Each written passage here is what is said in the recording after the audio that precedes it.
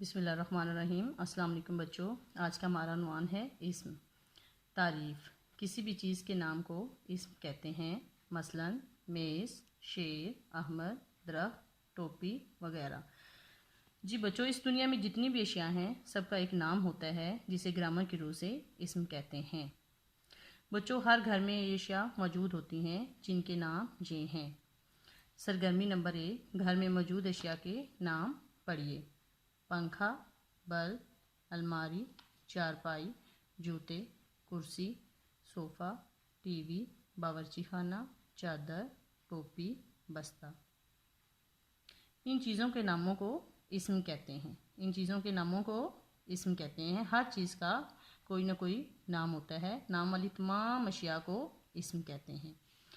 گھر کا کام، اسم کی تعریف اور مثالیں لکھیے اور یاد کیجیے۔ سرگرمی نمبر 2، گھر میں موجود افراد کے نام لکھیے۔